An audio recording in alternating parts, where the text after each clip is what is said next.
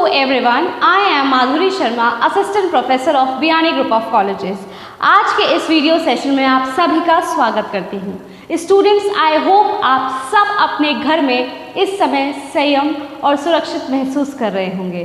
तो स्टूडेंट्स, हमने अभी तक दी कॉन्स्टिट्यूशन ऑफ इंडिया में वो पार्ट्स कवर कर ली हैं जो आपके एग्जामिनेशन पॉइंट ऑफ व्यू से, आपके competitive exams point of view से एंड आपके नॉलेज के हिसाब से बहुत फ्रूटफुल आपको होने वाले हैं, जिसमें हमने कवर किया है about the preamble of the constitution, about the directive principles of state policy, about the fundamental rights, about the fundamental duties. उसके अलावा हमने बात करी स्टूडेंट्स 5 टाइप ऑफ रिट्स की, और फिर हमने आगे देखा है about the supreme court and the high court, about the services, about the election commission, about the public service commission, about the legislative actions.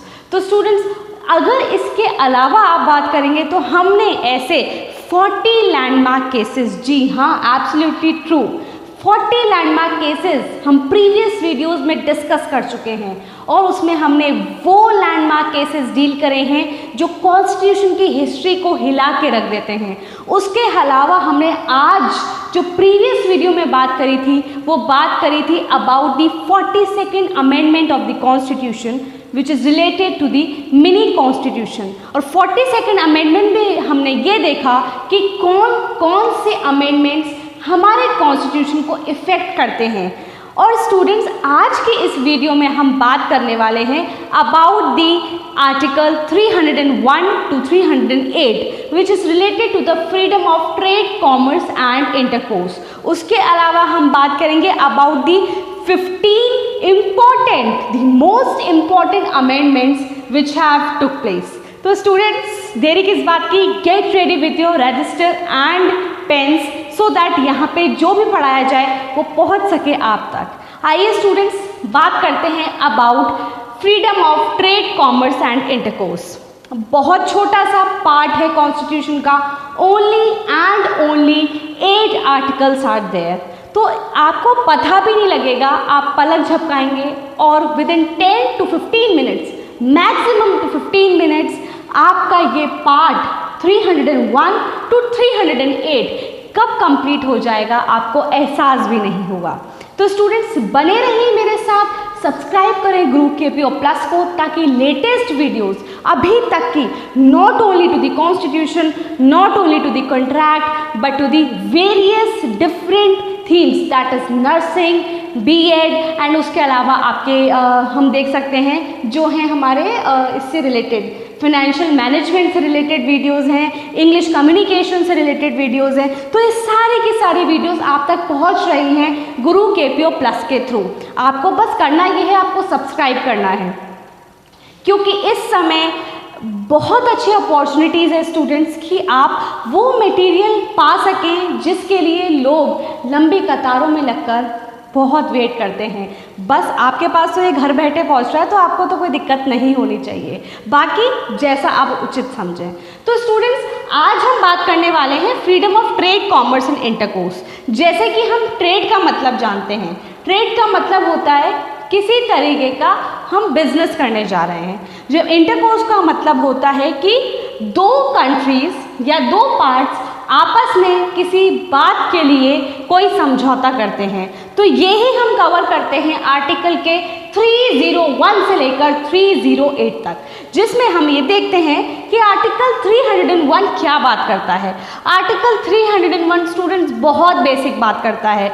वो ये कहता है कि freedom of trade, commerce and intercourse आराम से लोगों को प्रोवाइड की जाएगी, क्योंकि ये एक तरीके का कॉन्स्टिट्यूशनल राइट होता है। तो यहाँ पर आप एक बात नोट करिएगा स्टूडेंट्स कि किसी भी तरीके की, मैं बोल रही हूँ, किसी भी तरीके की रिस्ट्रिक्शंस या पाबंदी आप नहीं लगा सकते अगर कोई पर्सन करना चाहता है ट्रेड, अगर कोई पर्सन करना चाहता है communications regarding the intercourse and commerce, तो आप उस पर रिस्ट्रिक्शंस नहीं लगा सकते हैं, क्योंकि 301 अपने आप में एक जनरल रूल है, और जनरल रूल के हिसाब से ये कहा जाता है कि through out the territory of India, through out the territory of India, freedom of trade, commerce and intercourse is free.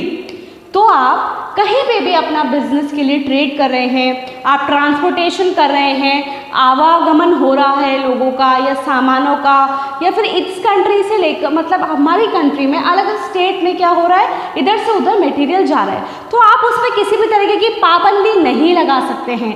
That is why it is a constitutional right, that is why किसी भी तरीके की restrictions नहीं लगेगी।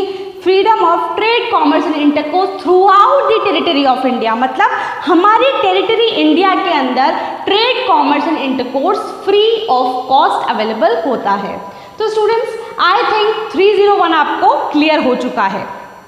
छोटा सा question ये है कि अगर आपसे कोई पूछता है इज 300 कॉन्स्टिट्यूशनल राइट और नॉट, तो आपका हमेशा से जवाब होना चाहिए students 301 is a constitutional right. और एक छोटी सी बात और बोलना चाहूँगी, आजकल मैंने एक कुछ नया स्टार्ट किया है जिसमें at the end of the video मैं एक छोटा सा क्वेश्चन पूछती हूँ जो हमारे पूरे समराइजेशन पे ही होता है। तो मैं आपको पढ़ा देती हूँ, उसके बाद लास्ट में वो आपसे पूछती हूँ, तो उसके लिए प्लीज़ वेट करना होगा क्योंकि अभी वीडियो चल रही है। फिर हम बात करते हैं आर्टिकल 302 की। आर्टिकल 302 बात करता है पार्लियामेंट के पास।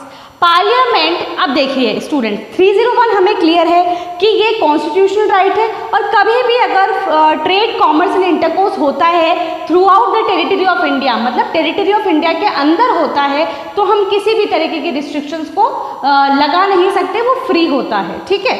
लेकिन 302 से लेकर 308 कुछ टाइप ऑफ रिस्ट्रिक्शंस की बात करती है, या यूं कह लीजिए कि कुछ टाइप की पाबंदियां लगाती हैं, तो उनको हम एक्सेप्शन मानते हैं।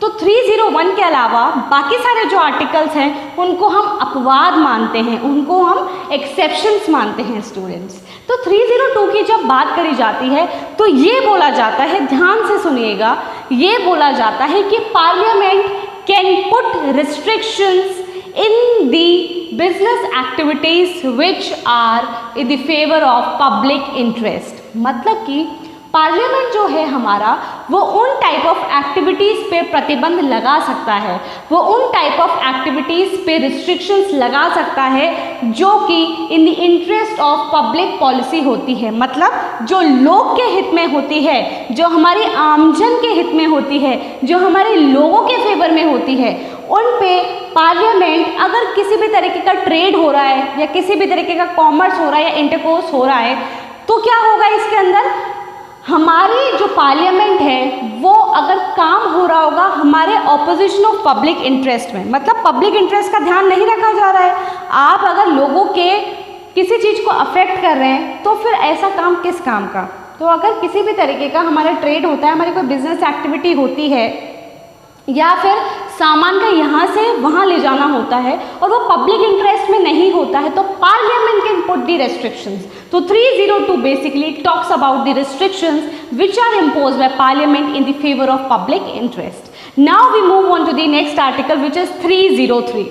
303 बात करता है स्टूडेंट्स कि जो पार्लियामेंट होता है एंड स्टेट लेजिस्लेचर, मतलब कि पार्लियामेंट और state legislature will give priority discriminate any state. देखिए कंफ्यूज मत होइए, यहाँ पर जो दो वर्ड्स ऐड होने हैं वो ये है कि नाइदर पार्लियामेंट, ना तो पार्लियामेंट के पास ना ही नॉर स्टेट लेजिस्लेचर के पास ऐसी कोई भी अथॉरिटी है जिससे कि वो प्रायोरिटी दे किसी को या फिर डिस्क्रिमिनेट करें किसी भी स्टेट के पास। देखिए पहले रिस्ट्रिक्शन हमने बात कर ली कि पार्लियामेंट अगर कोई पब्लिक इंटरेस्ट में काम होता है तो उस पर रिस्ट्रिक्शंस लगा सकता है।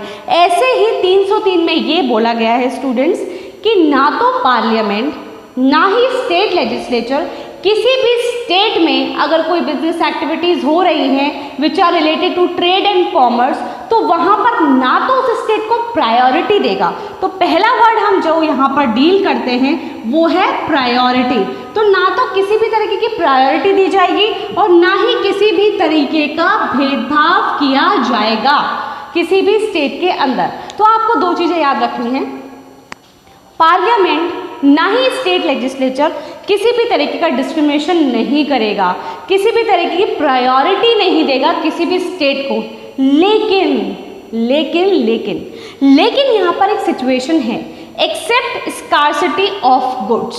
इसका मतलब ये है स्टूडेंट्स कि पार्लियामेंट के पास पावर है कि वो किसी भी स्टेट को प्रायोरिटी भी दे सकता है और किसी भी स्टेट को डिस्क्रिमिनेट भी कर सकता है। इसी के अलावा स्टेट लेजिस्लेचर के पास पावर है कि वो किसी भी स्टेट को प्रायोरिटी दे सकता है, किसी भी स्टेट को डिस्क्रिमिनेट कर सकता है अगर दूसरे स्टेट के पास स्कार्सिटी, मतलब कि जो गुड्स हैं जो पहुंचने हैं वो स्कार्सिट हो जाते हैं, मतलब वो उनकी कमी महसूस होती है। तो अगर कोई स्टेट ऐसा है जिसके पास स्कार्सिटी ऑफ गुड्स है, मतलब उतने गुड्स नहीं है जितने उसकी पब्लिक को फुलफिल करते हैं या पब्लिक की डिमांड्स को फुलफिल करते हैं, तो वहाँ पे स्टूडेंट्स, वहाँ पे हमारा पार्लियामेंट और हमारा स्टेट लेजिस्लेचर डिफ्रेंसिएशन कर सकता है। तो स्टूडेंट्स आपको सिर्फ एक बात याद रखनी है, वैसे तो पार्लियामेंट और स्टेट लेजिस्लेचर ना तो किसी भी तरीके का डिस्क्रिमिनेशन करेगा ना ही प्रायोरिटी देगा, लेकिन अगर कोई स्टेट ऐसा है जिसमें गुड्स की जो मात्रा है वो बहुत कम है, as it is differentiated with other state, तो उनके पास तो पर्याप्त मात्रा में गुड्स पहुंच रहे हैं, पर्याप्त मात्रा में सर्विसेज पहुंच रही हैं, तो उस केस में पार्लियामेंट और स्टेट लेजिस्लेचर प्रायोरिटी बेसिस पे उन लोगों को, उन स्टेट को गुड्स पहुंचा सकता है और डिस्क्रिमिनेशन भी कर सकता है। तो इतना आप लोगों को क्लियर हो चुका होगा। Now we move on to the next article, that is article 304। Article 304 बात करता है no state will impose tax, मतलब कि स्टेट किसी भी तरीके का कर नहीं लगाएगा किसी पर भी, मतलब किसी भी तरीके का टैक्स किसी भी स्टेट पे नहीं लगाया जाएगा। ठीक है, कोई भी स्टेट किसी भी तरीके का टैक्स नहीं लगाएगा, लेकिन स्टूडेंट्स यहाँ पर भी हमारे एक्सेप्शंस हैं। वैसे तो आप जनरली कोई स्टेट किसी पे टैक्स नहीं लगाएगा, लेकिन अगर उसी स्टेट के अंदर थिंग्स ऑफ सेम काइंड बन रहा है, मतलब एक ही प्रकार जैसी कई चीज़ें बन रही है या एक ही प्रकार से बहुत सी चीज़ें बनाई जा रही हैं, तो उन पे टैक्स लग सकता है। State has the power to impose the tax on the things of the same kind. अगर कुछ चीज़ें ऐसी हैं जो बिल्कुल सेम काइंड की हैं, सेम प्रकार की है, तो उनमें टैक्स लगना बहुत इम्पॉर्टेंट होता है। नेक्स्ट हम बात करते हैं इन पब्लिक इंटरेस्ट। अगर कोई भी चीज़ ऐसी है जो लोग के हित में है, जो लोगों के हित में है, जो हमारी पीपल के वेलफेयर के लिए है, जो हमारे पीपल्स के इंटरेस्ट को प्रोटेक्ट करती है, तो वहाँ पर भी state has the power to impose the tax. तो हमने देखा दो सिचुएशंस ऐसी है जिसमें वैसे तो नॉर्मली टैक्स नहीं लगाया जाएगा बाय द स्टेट, लेकिन दो सिचुएशंस ऐसी हैं जिसमें स्टेट टैक्स लगाएगा। पहली, अगर उसी स्टेट के अंदर things of the same kind produce होती हैं, मैन्युफैक्चर होती हैं, तो वहाँ पर टैक्स लगेगा। या दूसरी सिचुएशन स्टूडेंट्स ऐसी है कि अगर पब्लिक इंटरेस्ट के फेवर में है तो वहाँ पर टैक्स लगाया जाएगा। अब हम बात करते हैं रिमेनिंग आर्टिकल्स की। As you all know we discuss about article 304। अभी हमने लेटेस्ट बात करी थी आर्टिकल 304 की। नहीं स्टूडेंट्स, अब एक बात बताइए, जब उन पे टैक्स इम्पोज करने के लिए हम कहते हैं कि things of the same kind पे टैक्स इम्पोज होना चाहिए या फिर पब्लिक इंटरेस्ट में टैक्स हमारा इम्पोज होना चाहिए, तो यहाँ पर जो हम टैक्स इम्पोज करते हैं स्टेट के पास वैसे तो टैक्स इम्पोज नहीं करता है, बट इन केस अगर टैक्स इम्पोज कर दिया जाता है, अगर टैक्स लगा दिया जाता है, तो उस केस के अंदर स्टूडेंट्स प्रेसिडेंट की हमें अप्रूवल लेनी पड़ती है, उसके बाद ही हम किसी भी तरीके के टैक्स को लिवाई करते हैं, ठीक है, इम्पोज करते हैं। तो ये पॉइंट आप ध्यान रखिएगा कि before imposing the tax we should consult with the president and get a recommendation from the president, approval हमें चाहिए होती है।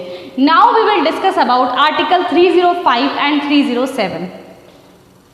स्टूडेंट 305 कहता है state on few goods can have monopoly. देखिए, हमेशा जो हमारा राज्य होता है वो लोगों के हितों की बात करता है, लेकिन स्टूडेंट्स कई गुड्स ऐसे होते हैं जिन पे स्टेट की मोनोपोली होती है, मतलब अगर वो चाहे तो उस गुड्स को लोगों तक पहुंचाता है या उसको बहुत ह्यूज क्वांटिटी में बनवाता है with the help of manufacture. But किसी केसेस में ये होता है students, because of the monopoly is there, क्योंकि उस गुड की डिमांड ज़्यादा होती है, तो ये लोग क्या करते हैं, स्टेट क्या करता है, उसके सप्लाई को कम करने की चाहत रखता है, just because huge amount of population move toward that goods, और फिर ही इन लोगों की इकोनॉमी को अपलिफ्टमेंट मिलता है। तो यही हम देखते हैं आर्टिकल 305 की। यहाँ पर स्टेट चला के किसी गुड्स पर मोनोपोली रखता है ताकि इकोनॉमी को अपलिफ्ट किया जा सके। Now students, we talk about article 307। Article 307 बात करता है parliament for carrying out such matter appoint authority. तो पार्लियामेंट रिस्ट्रिक्शंस भले ही लगा सकता है, लेकिन इन सारे कामों को करने के लिए पार्लियामेंट अपॉइंट करता है एक अथॉरिटी, और वो अथॉरिटी सारे के सारे वर्क को कंडक्ट करती है, उसका सुपरविजन करती है, उसका इंस्पेक्शन करती है, क्योंकि इट इज़ क्वाइट इम्पॉसिबल कि पार्लियामेंट सारी ही एक्टिविटीज़ को डील कर ले। So it is mandatory for the parliament to appoint one such authority which take care of all the activities. Now we will deal with the case law. Case का नाम है Atabari tea company versus state of Assam. Atabari tea company versus state of Assam कहती है कि no person will give double tax. यहाँ पर देखिए वापस से वही बात आती है, अगर फैक्ट्स एंड जजमेंट्स आपको जानने हैं इन केसेस के बारे में, so you guys have to mention it in the comment box, then I you provide with you the same. तो स्टूडेंट्स, हम बात करते हैं Atabari tea company versus state of Assam में ये जजमेंट हुआ था कि कोई भी पर्सन अगर एक बार उसने टैक्स पे कर दिया है तो फिर वो उन्हीं चीज़ों पर जिसने वो पहले टैक्स पे कर चुका है वो टैक्स पे नहीं करेगा। सो इट इज़ वेरी ऑब्वियस कि एक बार अगर हम टैक्स किसी चीज़ पे पे कर चुके हैं तो हम दोबारा उस पर पे नहीं करते हैं। और दूसरी बात है automobile transport limited versus state of Rajasthan. Automobile transport limited versus state of Rajasthan कहता है कि जब भी ट्रांसपोर्टेशन की बात आएगी और कोई व्हीकल ऐसा है जो वन स्टेट से दूसरे स्टेट में एंट्री करेगा या वन स्टेट को छोड़कर दूसरी स्टेट के अंदर एंट्री करेगा, तो वहाँ पर पर्टिकुलर ट्रांसपोर्ट व्हीकल के लिए रूल्स बनेंगे या फिर उसको परमिट ग्रांट होगी। परमिट एक तरीके की अप्रूवल होती है जो हमें आरटीओ से लेनी पड़ती है, उसके अलावा किसी भी राज्य सरकार से हमें अनुमोदित करवाना पड़ता है। तो अगर आपको ट्रांसपोर्ट एक्टिविटीज़ कैरी करनी है 307 के अंदर ये क्लियरली मेंशन्ड है कि आपको वहाँ पर रूल्स प्रिस्क्राइब्ड हैं, उनको फॉलो करना पड़ेगा, परमिट लेनी पड़ेगी। और दूसरी बात यह है कि जो भी रूल्स यहाँ पर बनेंगे वो रूल्स सारे के सारे वैलिड होंगे। तो ये मत सोचिएगा कि रूल्स एक बार बन गए तो वी कैन हम उनको भूल सकते हैं, वो अबॉलिश हो सकते हैं। जी नहीं, ऐसा नहीं है। Permit you have to take, क्योंकि you are travelling from one state to another, वहाँ पे एंट्री के लिए आपको परमिट की ज़रूरत पड़ती है अगर वो ट्रांसपोर्टेशन व्हीकल है तो स्टूडेंट्स, इस वीडियो में हमने बात करी about the freedom of trade, commerce and intercourse. अब हम दूसरे पार्ट की बात करते हैं जो कि रिलेटेड है 15 of the most important amendments, जिसमें हम एक अमेंडमेंट बहुत अच्छे से डिस्कस कर चुके हैं, तो हम उसको इस वाले में लीव करेंगे। उसके अलावा हम सारे के सारे अमेंडमेंट्स को पढ़ेंगे। Now students, we will deal with the major amendments which have taken place till now। हम जानते हैं कि बहुत सारे अमेंडमेंट्स हुए हैं हमारे दी कॉन्स्टिट्यूशन ऑफ इंडिया में, लेकिन आज इस वीडियो के थ्रू हम उन अमेंडमेंट्स की बात करेंगे जो कि अगर देखा जाए तो नेशनल पर्सपेक्टिव से हमारे कॉन्स्टिट्यूशन में बहुत इम्पॉर्टेंट रोल प्ले करते हैं, और उन्हीं में से कुछ टॉप 10 to 12 अमेंडमेंट्स के बारे में हम आज बात कर रहे हैं। जब हम बात करते हैं about the 7th amendment of 1956, तो हम ये देखते हैं कि ये जो अमेंडमेंट हुआ था रिगार्डिंग दी लिंग्विस्टिक डिसीजंस। जब लिंग्विस्टिक डिवीजन हो जाता है कि कौन कौन से राज्य में कौन कौन सी भाषाएं बोली जाएंगी, so it is basically related to the languages. तो लैंग्वेजेस के लिए यहाँ पर हमारा आया था 7th amendment of the year 1956, जिसके अंदर स्टेट रीऑर्गेनाइजेशन कमीशन ने स्टेट के लिए डिफरेंट और यूनियन टेरिटरी के लिए डिफरेंट पैमाने सेट किए थे, और इन्हीं के थ्रू 10 हमारे कुछ 5 to 6 अमेंडमेंट्स हुए थे जिसमें अलग अलग स्टेट को डिवाइड कर दिया गया था। जैसे कि 10th अमेंडमेंट हमारा रिलेटेड है Dadar and Nagar Haveli, 12th amendment हमारा रिलेटेड है दमन एंड दीव, 13th हमारा है नागालैंड, 14th है हमारा पुडुचेरी, 22nd अमेंडमेंट है हमारा मेघालय एंड 36th है हमारा सिक्किम। तो ये सारे कुछ अमेंडमेंट्स हुए थे जिनकी वजह से इन सारे के सारी सिटीज़ को या फिर इनकी कंट्री या स्टेट को देखा जाए तो अलग अलग कर दिया गया था, क्योंकि इनकी लैंग्वेजेस पैटर्न डिफरेंट था। उसके बाद हम बात करते हैं about the 24th amendment of 1971। 24th amendment of 1971 क्या कहता है? ये कहता है कि हमारा जो आर्टिकल 13 सब क्लॉज 4 है और आर्टिकल 368 सब क्लॉज 3 है, जो कि अमेंडमेंट और लॉ इनकंसिस्टेंट जो होता है उनकी बात करता है। तो इसमें ये बोला गया 24th अमेंडमेंट ऑफ 1971 के थ्रू कि पार्लियामेंट के पास अनलिमिटेड पावर होती है, मतलब पार्लियामेंट चाहे तो किसी भी तरीके से किसी को भी अमेंड कर सकता है। तो पहले ये था स्टूडेंट्स कि पार्लियामेंट की पावर्स रिस्ट्रिक्टेड हैं, वो बेसिक फीचर को छोड़ के कर सकता है, लेकिन वो भी रिस्ट्रिक्टेड वे में। बट बाद में 24th अमेंडमेंट के बाद में ये कंक्लूजन निकला कि पार्लियामेंट के पास अनलिमिटेड पावर्स होती हैं आर्टिकल 13(4) के अंदर एंड 368 सब क्लॉज 3 के अंदर भी अमेंडमेंट किया जा सकता है पार्लियामेंट के पास पावर्स के थ्रू। लेकिन ये बोला गया कि यहाँ पर प्रेसिडेंट की असेंट लेना, प्रेसिडेंट की अप्रूवल लेना बहुत कंपलसरी होता है और यहाँ पर प्रेसिडेंट को उस अमेंडमेंट के रिगार्डिंग अप्रूवल देनी ही देनी पड़ती है। अगर प्रेसिडेंट अप्रूवल करने में मना करता है तो भी एक बार के लिए प्रेसिडेंट को वो अप्रूव करना पड़ता है, क्योंकि पार्लियामेंट के पास अनलिमिटेड पावर्स होती हैं। तो ये कहता है हमारा अमेंडमेंट 24th ऑफ 1971। नेक्स्ट बात करते हैं about the 38th amendment of the year 1975। 38th amendment of the year 1975 बात करता है हमारे आर्टिकल 123 क्लॉज 4 के बारे में। हम जानते हैं यहाँ पे ऑर्डिनेंस मेकिंग पावर होती है, बट यहाँ पे ऑर्डिनेंस को पहले इशू करने से पहले कंसल्टेशन चाहिए होती है, लेकिन अब ऐसा नहीं है। अब by the amendment of 38th amendment of 1975 जो भी होगा वो फाइनल और कंक्लूसिव होगा और इसको चैलेंज नहीं किया जाएगा। ये बोला गया था हमारे अमेंडमेंट ऑफ 38 कि जो भी बोल दिया गया वो फाइनल और कंक्लूसिव होगा, किसी भी तरीके का कोई भी क्वेश्चन या कोई भी कंट्रोवर्सी प्रिवेल नहीं करेगी और यहाँ पर किसी भी तरीके का चैलेंज नहीं होगा। फिर हम देखते हैं नेक्स्ट 39th अमेंडमेंट 1976। हम सभी जानते हैं 39th अमेंडमेंट 1976 तब की बात है जब इंदिरा नेहरू गांधी का इलेक्टोरल वाला मामला चल रहा था। उसी के दौरान ये हुआ कि president, vice president, prime minister and speaker in चार के खिलाफ किसी भी तरीके का कोई भी क्वेश्चन नहीं उठाया जाएगा।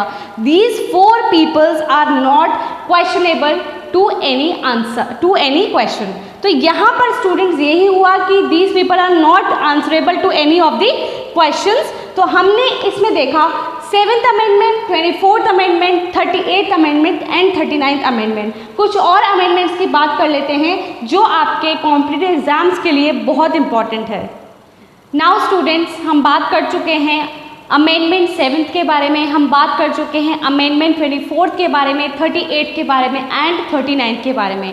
42nd के बारे में हम बना चुके हैं एक बहुत शानदार वीडियो, अगर आपको चाहिए तो आप डिस्क्रिप्शन बॉक्स में देख सकते हैं। उसके अलावा हम बात करते हैं about the 44th amendment of 1978। 44th amendment of 1978 में भी काफ़ी चेंजेस हुए थे स्टूडेंट्स, जिसमें से ये बोला गया था कि जो फंडामेंटल राइट टू प्रॉपर्टी होता है वो अब एक फंडामेंटल राइट नहीं रह गया है। पहले जो हमारा राइट टू प्रॉपर्टी था वो फंडामेंटल राइट हुआ करता था, लेकिन 44th अमेंडमेंट के थ्रू ये बोला गया कि अब ये फंडामेंटल राइट नहीं है, अब ये एक तरीके का कॉन्स्टिट्यूशनल राइट है। तो आप लोगों को ये ध्यान रखना है कि अगर आपसे कोई क्वेश्चन पूछता है कि is right to property a fundamental right, तो आपका जवाब होना चाहिए no, it is not a fundamental right, it is a constitutional right, क्योंकि अब प्रॉपर्टी हमारे कॉन्स्टिट्यूशनल राइट में आता है। उसी की तरह एक जो दूसरा चेंज हुआ वो ये हुआ कि सुप्रीम कोर्ट और हाई कोर्ट के पास जो रिट लगाने की जुरिडिक्शन थी उनको वापस दे दी गई, उनको रिस्टोर कर दी गई। तो 44th अमेंडमेंट जो कि हमारा टुक प्लेस हुआ था 1978 के अंदर, उसका एक लैंडमार्क ये भी था कि जितनी भी रिट की पावर्स थी वो जुरिडिक्शन जो था रिट का वो सुप्रीम कोर्ट और हाई कोर्ट को रिस्टोर कर दिया गया। ऐसे ही स्टूडेंट्स, जब हम बात करते हैं 44th amendment in the year 1978, तो हम ये देखते हैं कि जो नेशनल इमरजेंसी, जिसमें हम नेशन की इमरजेंसी को प्रोक्लेम करते हैं, डिक्लेयर करते हैं ऑन द बेसिस ऑफ कौन कौन से वॉर, एक्सटर्नल एग्रेशन और आर्म्ड रिबेलियन। तो हम ये अच्छी तरीके से जानते हैं कि जो वर्ड था आर्म्ड रिबेलियन वो पहले नहीं हुआ करता था। 44th अमेंडमेंट से पहले जो वर्ड हुआ करता था वो था इंटरनल डिस्टर्बेंस। तो इंटरनल डिस्टर्बेंस वर्ड को डिलीट कर दिया गया और वहाँ पर इंसर्ट करा गया आर्म्ड रिबेलियन। तो अब जो वर्ड है जो हम 352 में यूज़ करते हैं वो है war, external aggression, armed rebellion. Internal disturbance को हम डिलीट कर चुके हैं by the 44th amendment in the year 1978। उसके अलावा हम ये भी देखते हैं कि जो हम सस्पेंड करते थे, दो राइट्स हमारे सस्पेंड होते थे। 42nd अमेंडमेंट में हमने इसके बारे में बात करी थी, that is article 20 and article 21।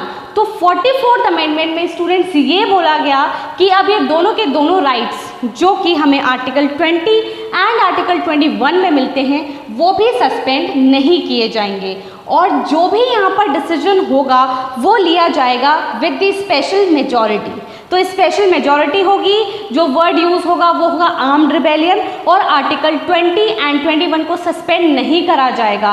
किसी को भी विदाउट वारंट अरेस्ट नहीं किया जाएगा, किसी को भी अननेसेसरी डिटेन नहीं किया जाएगा, सेल्फ इंक्रिमिनेशन का प्रोटेक्शन दिया जाएगा। और लास्ट जो हम बात करते हैं, जो अमेंडमेंट हुआ है 44th में, वो ये हुआ है कि सुप्रीम कोर्ट के पास पावर आ चुकी है वापस जुडिशियल रिव्यू करने की, जो उससे पहले ले ली गई थी। तो 44th अमेंडमेंट इतना बड़ा नहीं है, बट हाँ काफ़ी मेजर चेंजेस हुए जिसकी वजह से कॉन्स्टिट्यूशन वापस से पावरफुल फील करने लगा। क्योंकि 42nd अमेंडमेंट के तहत कुछ ऐसी चीज़ें हो गई थी गठित हमारे इंडिया के अंदर, जिसकी वजह से कुछ ऐसे स्टेप्स लेने पड़े कि हम पीछे होते चले गए। लेकिन 44th अमेंडमेंट ने उन सब को सही कर दिया।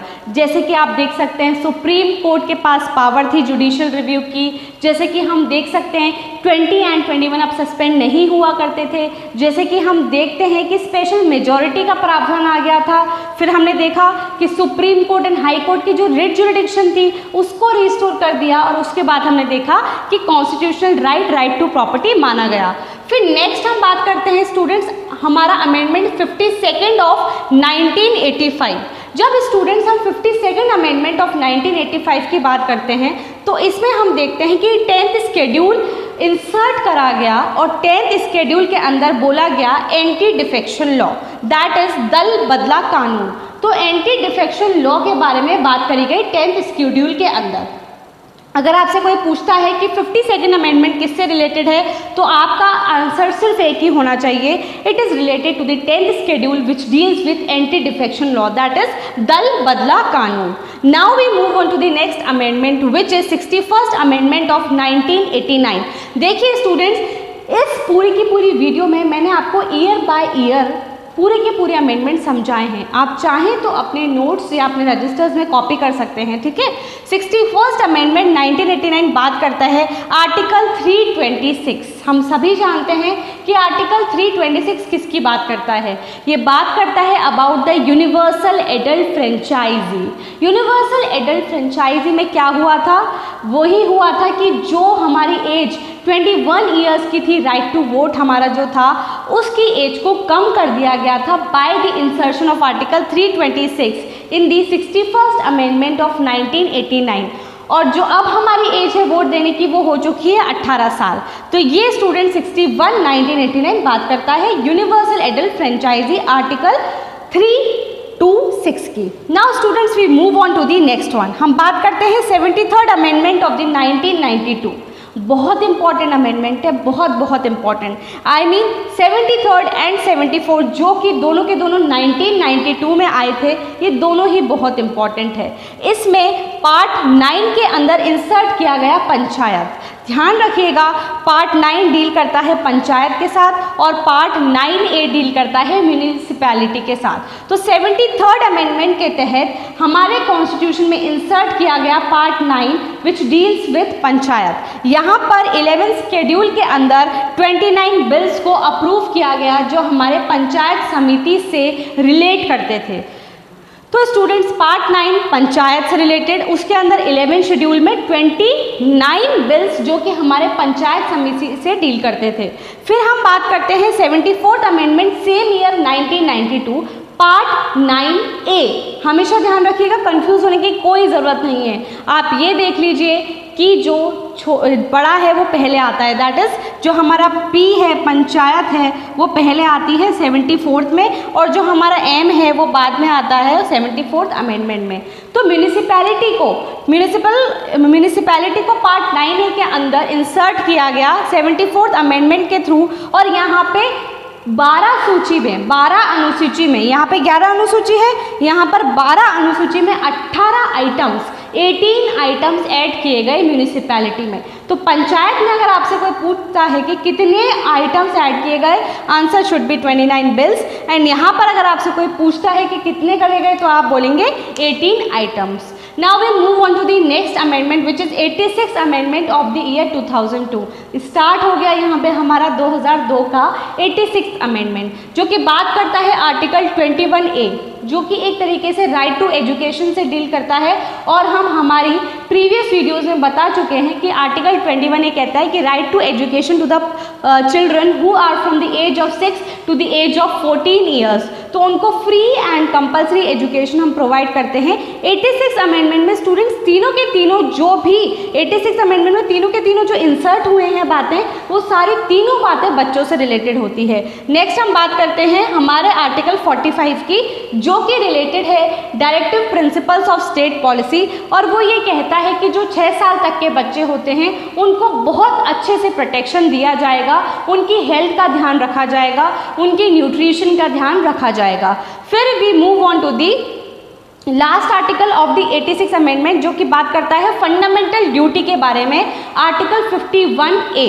आर्टिकल 1A बात करता है जो कि इंसर्ट हुआ था, इसको हम के कर देते हैं, जो कि इंसर्ट हुआ था फंडामेंटल ड्यूटी में 86 अमेंडमेंट के थ्रू, और वो भी यही कहता है कि free and compulsory elementary education will be provided. और ये बात उनका कौन देखेगा, ये बात देखेंगे उनके गार्जियंस या उनके लोकल गार्जियंस इस बात को देखेंगे कि क्या उनको एजुकेशन प्रोवाइड होती है या नहीं होती।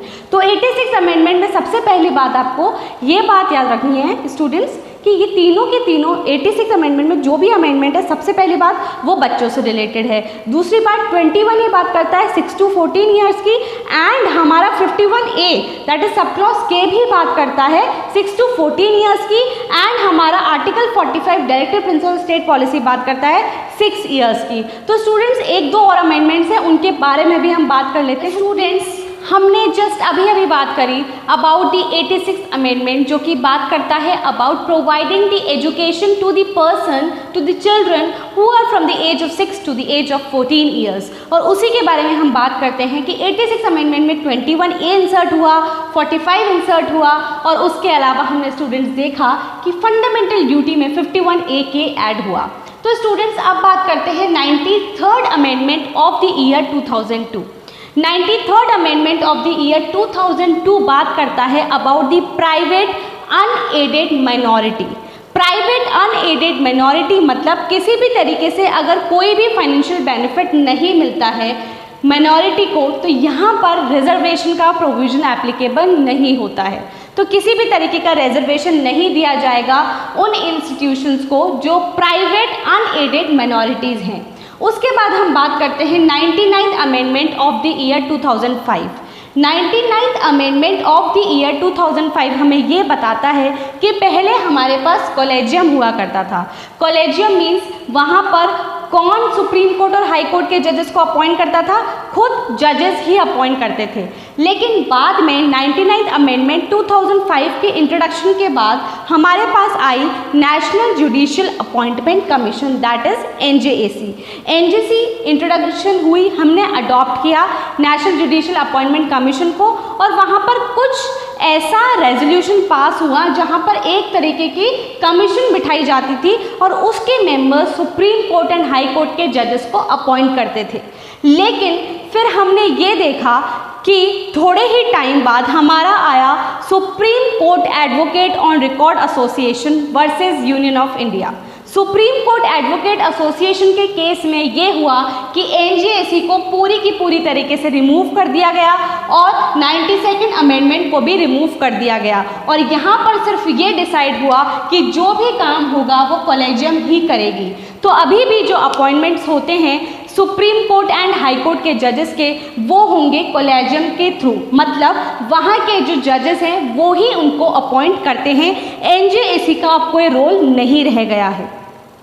फिर स्टूडेंट्स हम बात करते हैं about the 101 that is 101 amendment of the year 2007। 101 amendment 2017 के अंदर स्टूडेंट्स ये हुआ कि हमारा GST that is goods and sales tax apply हुआ। यहाँ पर जीएसटी एप्लीकेबल होने के साथ साथ 3 नए आर्टिकल्स ऐड किए गए, जो आर्टिकल 246A की बात करता है, जो आर्टिकल 269A की बात करता है एंड जो आर्टिकल 279A की बात करता है। ये तीनों आर्टिकल्स ऐड हुए गए। इन तीनों आर्टिकल्स को ऐड किया गया 101st amendment of the year 2017 का। तो देखा जाए तो बहुत 3 साल पहले का अमेंडमेंट है, हमेशा याद रखिएगा। 101 is related to the GST.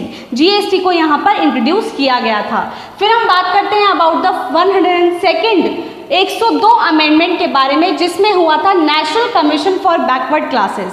एक कमीशन गठित हुई थी बैकवर्ड क्लासेस के लिए कि जितनी भी बैकवर्ड क्लासेस हैं, पिछड़ी क्लासेस हैं, उन लोगों के लिए एक नेशनल कमीशन अपॉइंट किया जाएगा।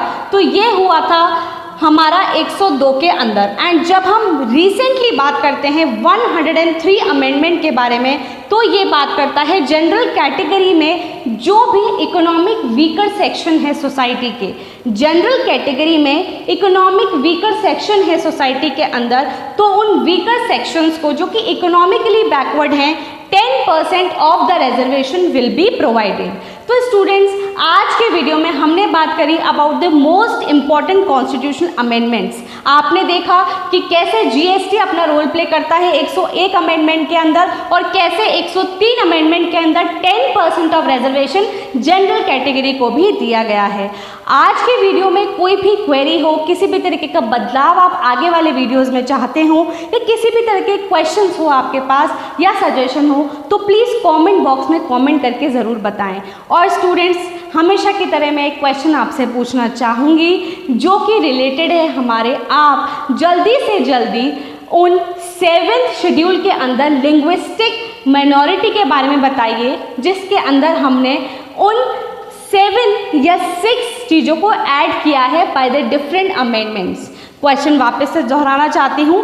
7th अमेंडमेंट के थ्रू जो लिंग्विस्टिक माइनॉरिटी एस्टैब्लिश हुई थी, उसमें से कुछ अमेंडमेंट्स आप बताएं जो हुए थे। तो स्टूडेंट, जैसे मैंने बोला वैसे ही आपको कमेंट करना है। अगर कोई भी क्वेरी हो तो प्लीज़ बताएं, मेरे वीडियो को शेयर करें, सब्सक्राइब करें गुरु KPO प्लस को, और जहां पे भी हैं स्वस्थ रहें। So students, this was all for today. मिलते हैं दूसरे वीडियो में दूसरे सेशन के साथ, जिसमें हम कुछ और बातें जो कि रिलेटेड टू दी कॉन्स्टिट्यूशन होंगी उसके बारे में बात करेंगे। लेकिन एक बार फिर एक बात बोलना चाहती हूँ कि स्टूडेंट्स, जो भी ये लेटेस्ट अमेंडमेंट होते हैं जो हमने अभी बात करी है, जैसे 103, 102, 101, 93 और 95th अमेंडमेंट, तो इन अमेंडमेंट्स को आप बहुत अच्छे कैसे रिवाइज कर सकते हैं, क्योंकि ये अमेंडमेंट्स बार बार किसी भी कॉम्पिटिटिव एग्जाम में आपसे पूछ सकते हैं। और this video is helpful for those people who are preparing for RJS Rajasthan judicial service, who are preparing for company secretary,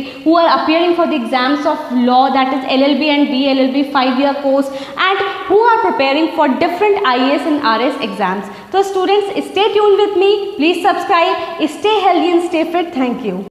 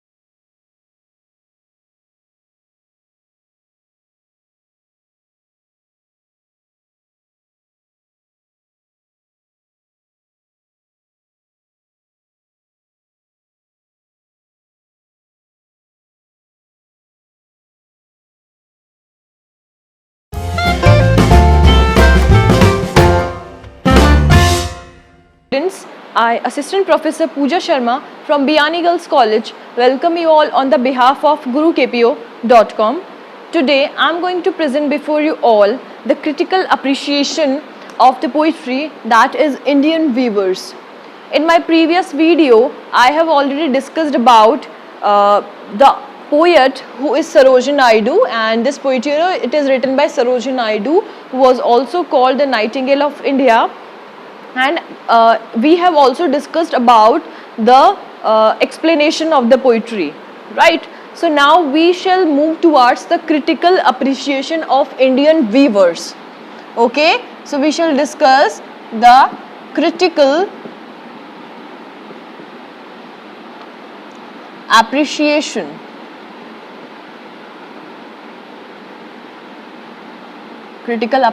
of Indian weavers.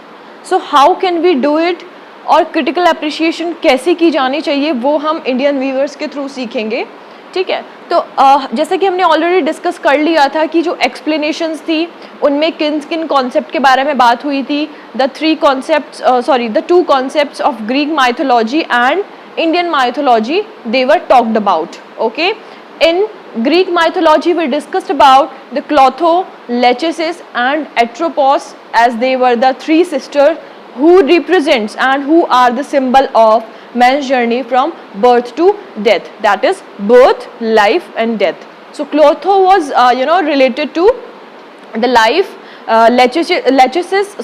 Clotho was related to birth, Lachesis related to life, and Clotho, Lachesis and Atropos always related to the destruction. It means death. Okay, so these are the three fates of Greek mythology. Then if we come towards the Indian mythology, in Indian mythology we are having three gods: Lord Brahma, Lord Vishnu and Lord Mahesha. So Mahesha is the Lord Shiva himself, right? So here these two mythology, Greek mythology and Indian mythology, they both are same in each other. So in the same way as the Brahma is also the god of creation, Vishnu the god of prosperity and marriage, and Mahesh is the god of destruction as the god of death. Okay तो ये चीज़ हमने already discuss कर ली थी, इन सब के बारे में अच्छे से डिस्कस कर लिया था वीडियोस के अंदर, ठीक है? तो अब हम जो आज बात करने जा रहे हैं, we are going to talk about the symbols, कि कौन कौन से सिम्बल्स जो हैं इंडियन वीवर्स के अंदर यूज़ हुए हैं. और वी हैड ऑलरेडी डिस्कस कि रूरल एरिया था, it was a rural area where some weavers were weaving and they were weaving at the break of the day. Okay, so the first thing about it, the first was it was at the break of the day. It means it was the time of morning, it was the time of dawn. And second was about the moonlight. Moonlight कब होती है?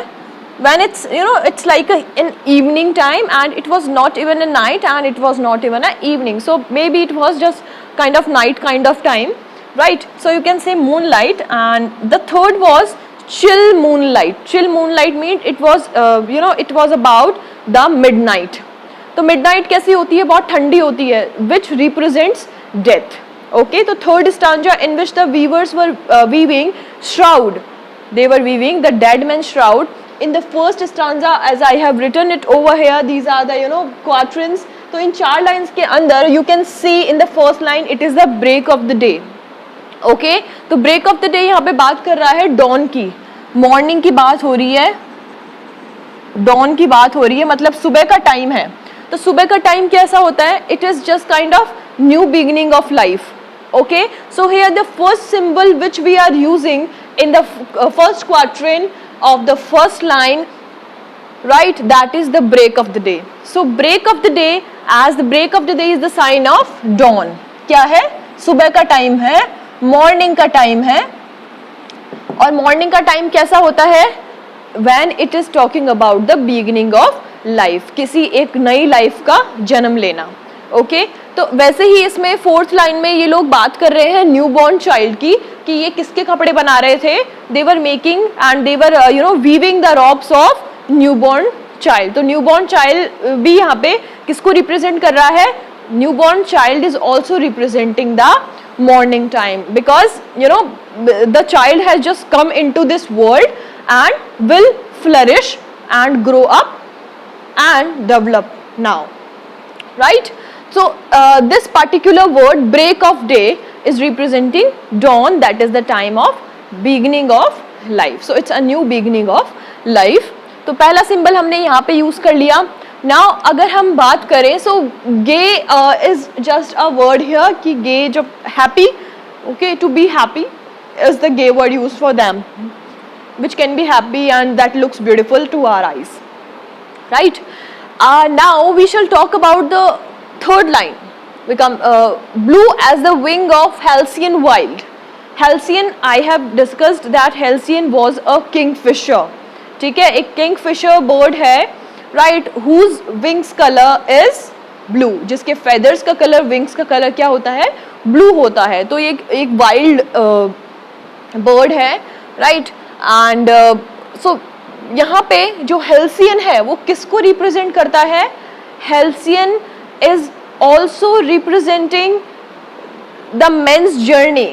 Okay, you can see halcyon की बात हम कर रहे थे, तो halcyon is the kingfisher bird.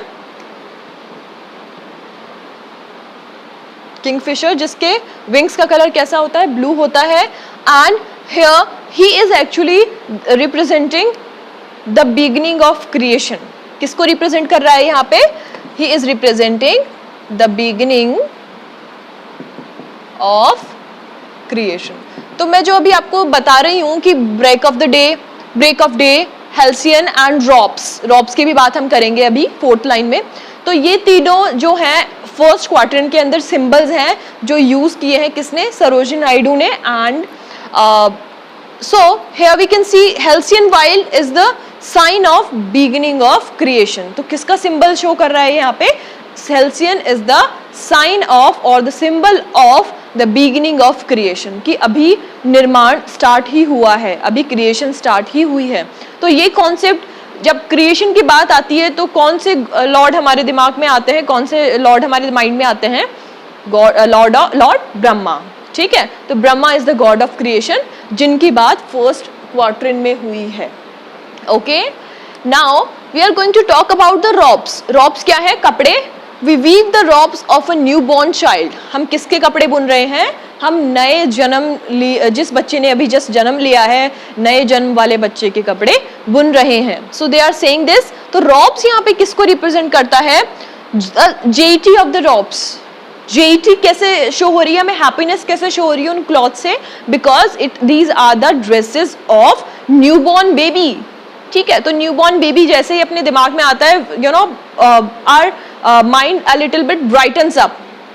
हमारा दिमाग वैसे ही पॉजिटिव हो जाता है जैसे ही न्यू बॉर्न बेबी की बात हमारे दिमाग में आती है. ठीक है, so our mind, you know, becomes happy when we are talking about a newborn baby and we are listening something about a newborn baby. क्योंकि newborn baby just अभी इस दुनिया में आया है and you know the things come to our mind that is innocence and happiness, right? So robes की यहाँ पे बात हो रही है, कपड़ों की यहाँ बात हो रही है. We weave the robes of a newborn child. newborn baby के robes ये बुन रहे हैं. So this particular robes, this particular symbol, what is it representing?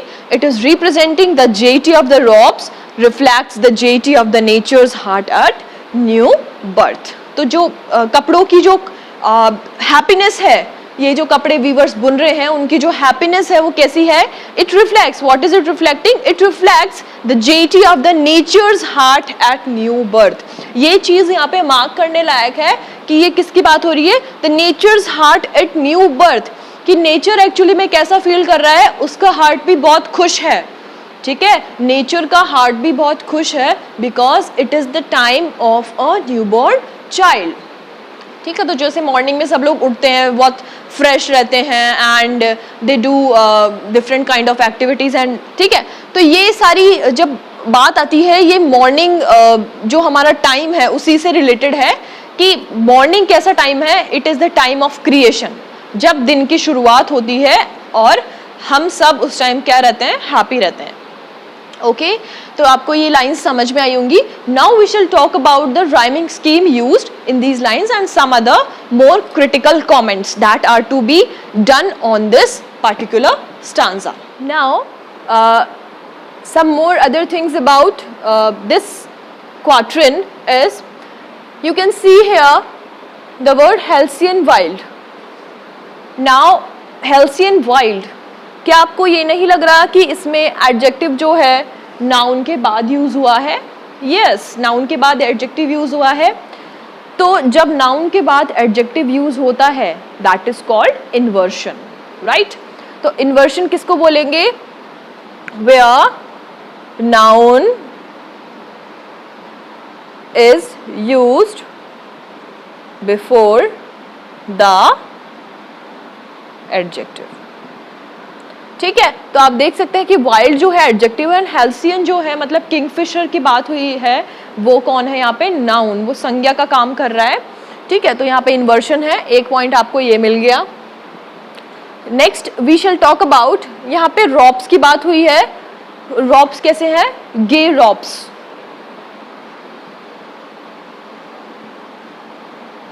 तो ये एग्जाम्पल आ गया हमारे पास ट्रांसफर्ड एपिथेट का. इसका एग्जाम्पल है ट्रांसफर्ड एपिथेट का. ठीक है, and some more other things. Rhyming scheme की बात अगर हम करते हैं, सो राइमिंग स्कीम कैसे बनानी है या कैसे बना सकते हैं? 4 लाइन्स है हमारे पास. तो इनका rhyming scheme, weavers weaving at break of day, why do you weave a garment so gay. So can't you see that in the last 2 words you will have the rhyming scheme. I'm writing it here, a, and as these, you know, the rhymes are coming same of these 2 words, day and gay.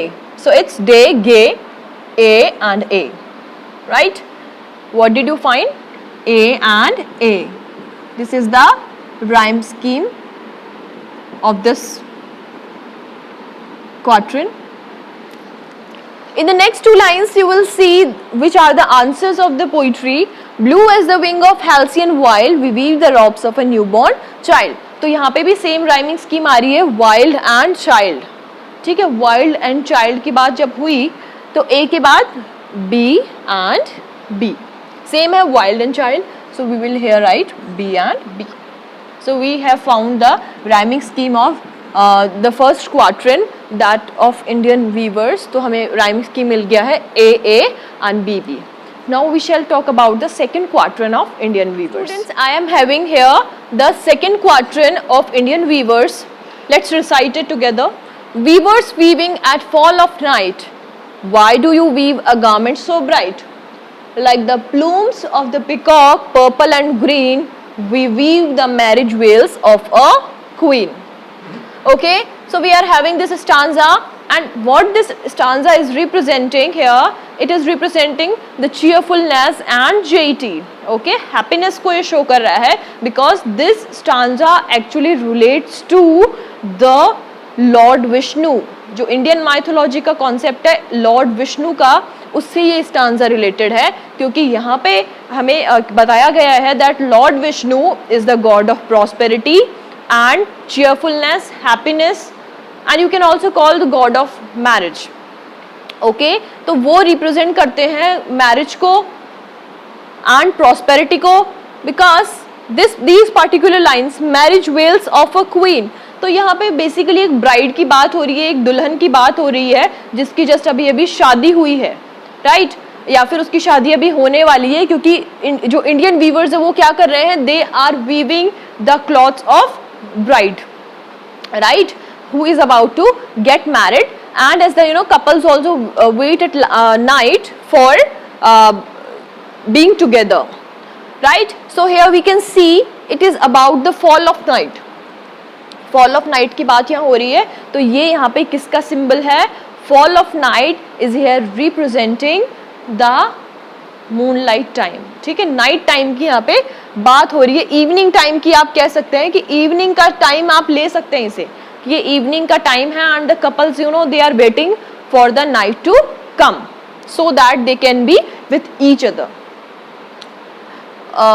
Next I am going to tell you about the rhyming scheme of these 4 quatrains. 4 quadrants का rhyming scheme हम देख लेते हैं. पहले जो 4 quadrants थे उनका rhyming scheme निकाला हमने A A B B.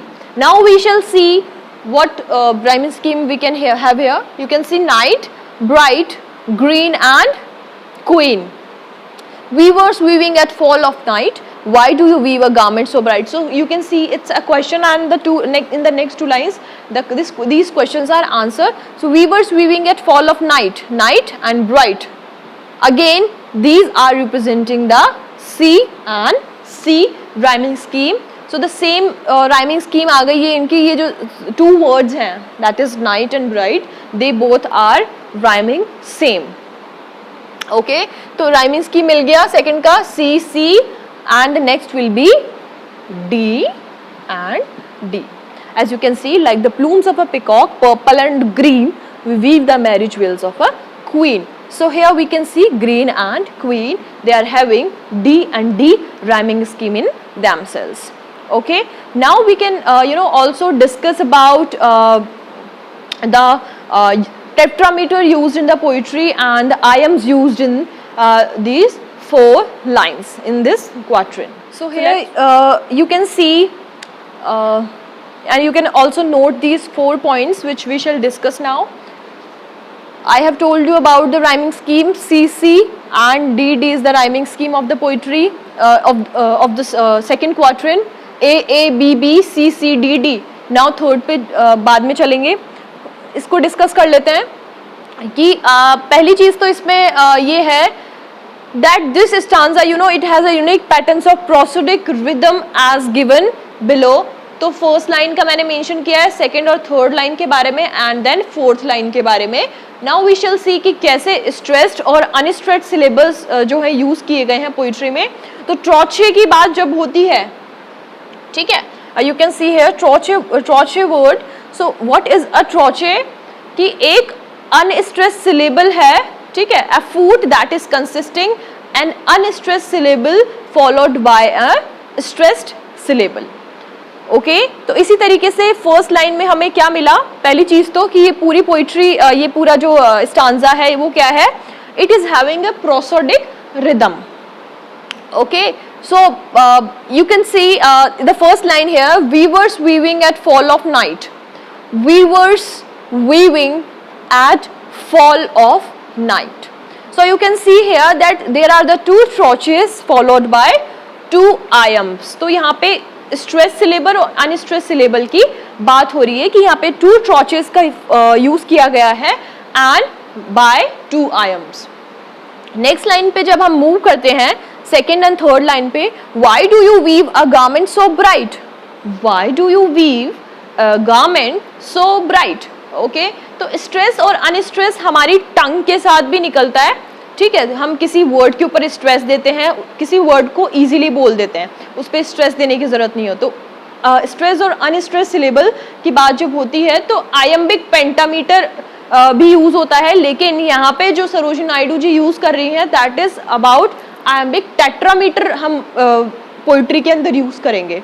Okay, so she is saying why do you weave a garment so bright like the plumes of a peacock, purple and green? So in the second and third line there are a troche that is followed by 3 iambs.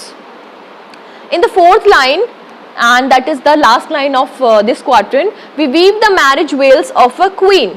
What is it? We weave the marriage veils of a queen. So in this way you can see that in the fourth line there are 2 iambs, they are followed by an anapest and an iamb, right?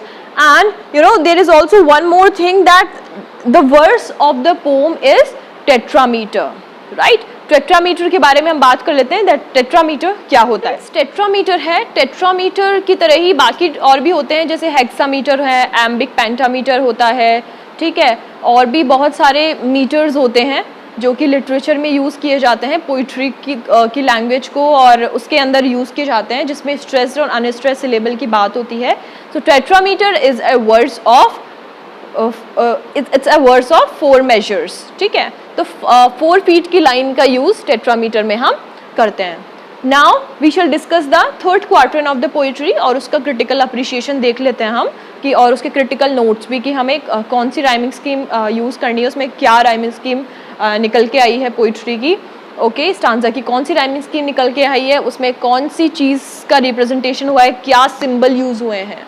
Okay, so here you all can see this is the third stanza of the poetry, Indian weavers. Weavers weaving solemn and still, what do you weave in the moonlight chill? White as a feather and white as a cloud, we weave a dead man's funeral shroud. Okay, as we have already discussed that these lines they are representing the tragedy of human life. मतलब last में क्या होना है एक इंसान की देह के साथ, that it will die as the death is inevitable, कि ये तो होनी ही होनी है। प्रत्येक जो इंसान इस दुनिया में जन्म लेगा that person has to die one day, right? So हमारे पास ये lines I and they are actually also representing the Indian mythology's concept that is related to whom? That is related to Lord Mahesha या Lord Mahesh, who is called the god of destruction. हम यहाँ Lord Shiva की बात कर रहे हैं, whose तांडव is famous for the destruction. Okay, तो डिस्ट्रक्शन की जब बात होती है तो मतलब डेथ की बात यहाँ पे हो रही है, इन लाइंस में डेथ की बात हो रही है। और ग्रीक माइथोलॉजी के अकॉर्डिंग हम यहाँ बात करेंगे एट्रोपॉस की, जो कि तीसरी सिस्टर थी किसकी? क्लोथो एंड लेचेसिस की, राइट? सो वो भी किसको रिप्रेजेंट करती थी? She also represent destruction and you can say death. Okay, so these lines, you know, they are just talking about the tragedy of human life और उनकी suffering की बात करती है। Now rhyming scheme की बात कर लेते हैं इन lines की। In rhyming scheme you can see पहली rhyming scheme जो थी A A B B C C D D, now E से rhyming scheme हमारा बनेगा that is weavers weaving solemn and still, what do you weave in the moonlight chill? So here you can see still and chill, so these two words they are rhyming same, तो इसके लिए क्या है? E and E, right? तो आपको समझ में आ गया होगा that still and chill they are having the same rhyme in themselves. So here we can see E and E and then cloud and shroud. Cloud and shroud, white as a feather and white as a cloud, we weave a dead man's funeral shroud. So they are representing F and F. Okay, cloud and shroud, so they are also the same in rhyming. We can see cloud and shroud, right? दूसरी चीज मैं आपको यहाँ बताती हूँ, देखो moonlight chill, वापस से यहाँ पे किसका एग्जाम्पल आ गया? ये ट्रांसफर्ड एपिथेट का, क्योंकि यहाँ पे मूनलाइट चिल की जगह चिल मूनलाइट होना चाहिए था, क्योंकि यहाँ पे ठंडी क्या है? मूनलाइट है। Okay, so here you know adjective यहाँ पे किसके बाद आया है? वापस से मूनलाइट से पहले आ गया है। ओके, तो जैसे कि हमने गे रॉप्स में देखा था, सॉरी जो हमारा फर्स्ट स्टांजा था उसमें हमने देखा था कि वहाँ पे भी ट्रांसफर्ड एपिथेट का यूज हुआ था और यहाँ पे भी ट्रांसफर्ड एपिथेट का यूज हुआ है, because it would have been chill moonlight not moonlight chill. ठीक है, तो लैंग्वेज को ब्यूटीफुल बनाने के लिए we are using what do you weave in the moonlight chill, right? एक और बात हम मूनलाइट चिल के बारे में कर लेते हैं। जो सरोजिनी नायडू ने यहाँ पे मूनलाइट चिल का यूज किया है, so I hope you guys all have read the poetry Christabel that is by Saint Coleridge, who is master in writing the superstitious poetry. Okay, तो वहाँ पे एक लाइन है, the moonlight is chill, sorry, the night is chill and the clouds are gray.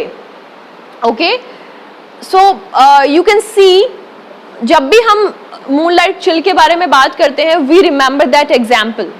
Okay, तो वो एक symbol भी यहाँ पे शो हुआ है कि ये कॉलरिज की पोइट्री की हमें याद दिलाती है जब हम मूनलाइट चिल की यहाँ पे बात करते हैं। ओके, तो कुछ ऐसा एलिमेंट भी कॉलरिज का नायडू ने इसमें पुट किया है, that is actually memorising us the poetry Christabel written by Saint Coleridge. नाउ हम बात कर लेते हैं कि इसमें कौन से टॉर्चेस यूज हुए हैं या नहीं हुए हैं, कौन से आयम्स यूज हुए हैं, तो इसका टेट्रामीटर क्या है। Students, we shall discuss now first line में we shall find the two trochees, they are followed by two iambs, okay. In the next second and third line, a torch that is followed by 3 ions, and in the fourth line, the 2 ions that they are followed by an anapest and an ion. So first line में 2 torches हैं और उनको कितने ions follow कर रहे हैं? 2 ions. तो वही stressed और unstressed syllable की बात हो गई. Weavers weaving solemn and still. Okay, solemn and still say यहाँ पे किसकी बात हो रही है कि वो एकदम चुप हैं, पेसफुल हैं, they are speaking nothing to each other and their mood is also serious. Next है what do you weave in the moonlight chill, तो यहाँ पे इन्वर्शन की बात हुई है, इन्वर्शन जो कि हमारे फर्स्ट क्वाड्रेंट में भी हमें मिला था। नेक्स्ट है white as a feather and white as a cloud. एक और चीज मैं आपको बता दूं, फर्स्ट जो क्वाड्रेंट था उसमें भी हमने बात की थी इन्वर्शन की। इससे नेक्स्ट जो स्टांजा था in which we did not discuss about the simile, तो सिमिल भी मैं बता देती हूँ आपको। सेकेंड स्टांजा में you will have a line like the plumes of a peacock purple and green, उसमें सिमिल का यूज हुआ है। सिमिल कब यूज होता है? जब कंपैरिजन किया जाता है दो चीजों में, ठीक है, जो थोड़ी सी एक दूसरे से डिफरेंट है, but some there is some similarity in both of them. तो white as a feather and white as a cloud, तो फेदर और क्लाउड वैसे तो दोनों डिफरेंट थिंग है, लेकिन इनका जो कलर है कैसा है? व्हाइट है, दोनों का कलर सफेद है। तो यहाँ पे हम किसका यूज कर रहे हैं? सिमिल का। So simile is where a comparison is made between two things. तो यहाँ पे भी सिमिल का यूज है। And that line like the plumes of a peacock purple and green, like जहाँ पे यूज हो जाता है, लाइक और एज का जहाँ यूज हो जाता है, तो समझ लीजिए वहाँ पे सिमिली है, ओके। और मेटाफर की अगर बात हो रही है तो मेटाफर भी ऑलमोस्ट डेफिनेशन में सेम होता है, लेकिन मेटाफर में लाइक एंड एज का यूज कभी भी नहीं होता, ओके। अगर जैसे मैं कहती हूँ the life is a walking shadow, the life is a walking shadow, जीवन कैसा है? एक चलती फिरती परछाई है, एक चलती हुई परछाई है, ओके। तो यहाँ पे लाइफ को मैं किससे कंपेयर कर रही हूँ? शेडो से कंपेयर कर रही हूँ, बट मैंने बिना लाइक और एज का यूज किए यहाँ पे किसको कंपेयर कर दिया है? वॉकिंग शेडो से कंपेयर कर दिया है लाइफ को। तो टोटली डिसिमिलर थिंग है, एक दूसरे से सिमिलर भी नहीं है, और मैंने इसमें लाइक और एज का यूज नहीं किया। तो जहाँ पे लाइक और एज का यूज नहीं होता but still the comparison is made between two things, there will be metaphor, okay. तो आपको समझ में आ गए होंगे कि सिमिली और मेटाफर क्या होते हैं। सिमिली में देखो यहाँ पे भी हम एज का यूज कर रहे हैं बार बार, तो जहाँ पे लाइक और एज का यूज बहुत जरूरी है सिमिल के लिए, तभी वो सिमिल होता है। तो हम सेकेंड और थर्ड लाइन की बात कर रहे थे कि a trochee that is followed by 3 iambs, तो इसमें है वो। फोर्थ लाइन है 2 iambs followed by an anapaest and an iamb, so we can see that we weave a dead man's funeral shroud. So वो ही स्ट्रेस और unstress के कारण हम लोग देख सकते हैं कि यहाँ पे 2 आयम्स ऐसे हैं, they are followed by an anapaest and an iamb. तो ऑलमोस्ट मैंने आपको इंडियन वीवर्स के बारे में I have discussed with you all the topics, okay, all the topics, like we have discussed about the rhyming scheme, the figures of speech used in the poetry, and we have also discussed about the iams, tetrameters used in the poetry, okay. prosodic rhythm की भी हमने बात की।